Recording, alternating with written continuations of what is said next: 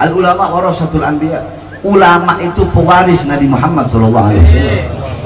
Nabi Muhammad tidak mewariskan harta, pangkat, jabatan, tahta, kekuasaan, tidak mewariskan dinar, dirham. Apa warisan Nabi? Ilmu, amal, akhlak, adab, sopan santun, warok, khauf, khasyah, dzub,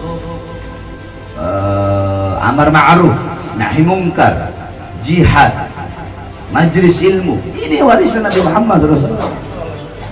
Nabi tidak mewariskan apa-apa.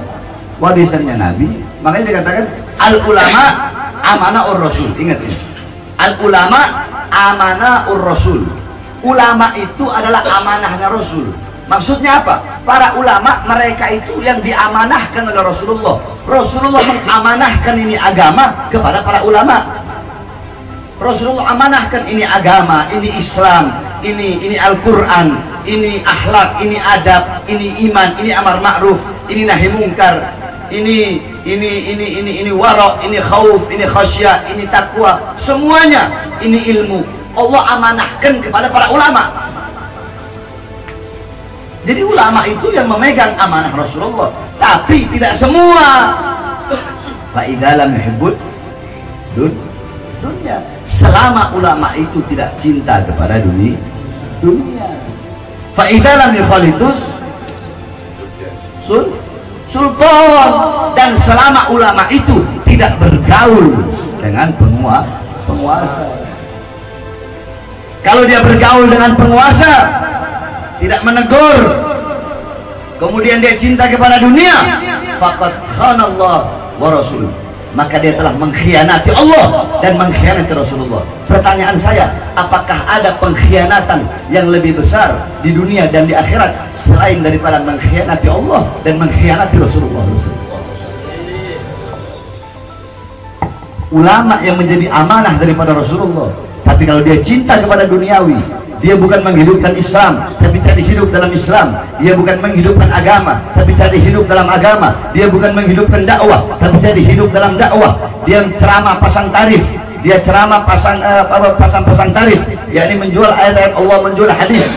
Ustaz-ustaz, ulama, kiai, habib yang ceramah pasang pakai tarif, kemudian mereka yakni menjual agamanya Allah Subhanahu wa taala. Kemudian bergaul dengan penguasa, bukan memberikan nasihat, bukan memberikan ini, malah menjadi alimun alladzi yaj'alu ilmahu ta'bil ra'il muluk, berilmu tapi ilmunya dijadikan untuk mengikuti kemauan para penguasa. Nah, mereka tidak termasuk dalam amanah Rasul.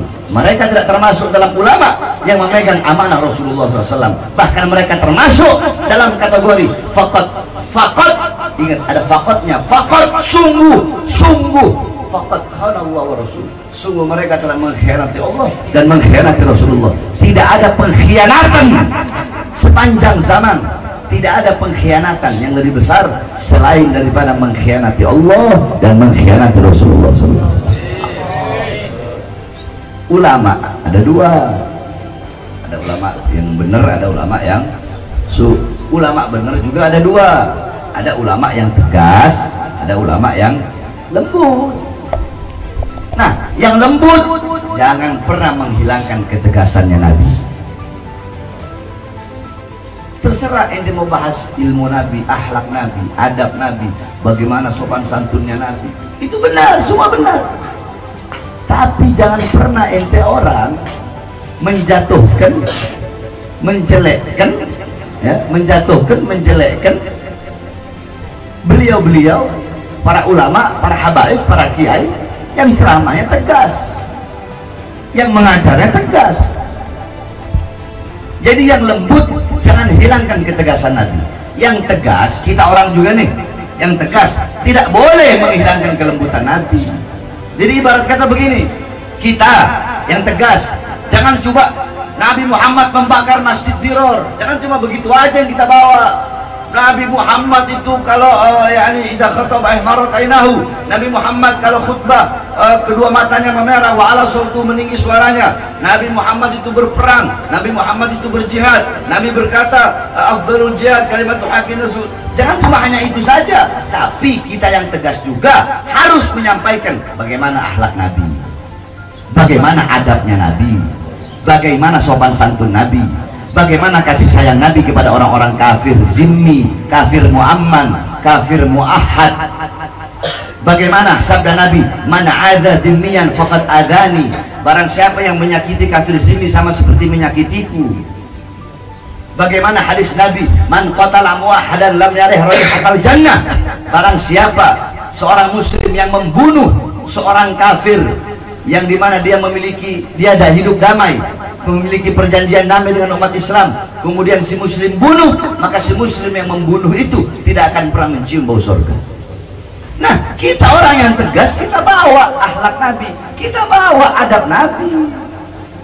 Cuma kadang-kadang yang lembut ini nggak mau bawa itu, cari aman. Cuma bawa Nabi itu akhlak, adab. Iya benar, nggak salah, betul. Dan kami selalu sampaikan itu. Tapi kalian yang lembut, jangan juga hilangkan ketegasan Nabi Muhammad. Jadi terserah, kita mau ikut yang tegas boleh, mau ikut yang lembut juga boleh. Intinya itu, ulama ada dua, ada ulama akhirat, ada ulama dunia. Ulama dunia adalah ulama su. Nah, ulama akhirat juga terbagi menjadi dua, ada ulama yang tegas, ada ulama yang lembut. Dua-duanya mencermin. Contoh di Indonesia adalah Habib Rizik bin Husain bin Syihab, guru besar kita, imam besar kita.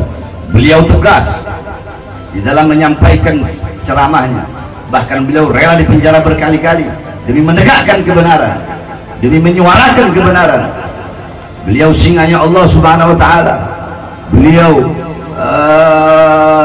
melawan segala macam kezaliman, kemungkaran, semata-mata demi bangsa, demi agama, demi rakyat, demi Indonesia. Beliau tegas dengan ketegasan. Di sisi lain ada almarhum Habib Munzir Al-Musawa, sekarang ada Habib Lutfi bin Yahya. Anak sebut Husain Ba'agil ya.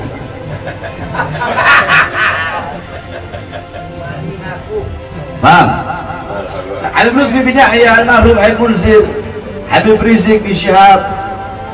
Nah, Habib Rizik dengan ketegasannya, almarhum Habib Munzir, terus banyak lagi alumni-alumni, ada Habib Umar bin Hafid, alumni Rubat, alumni Abu Yasir Muhammad bin Abdul Maliki, alumni Habib Zain bin Sumaid.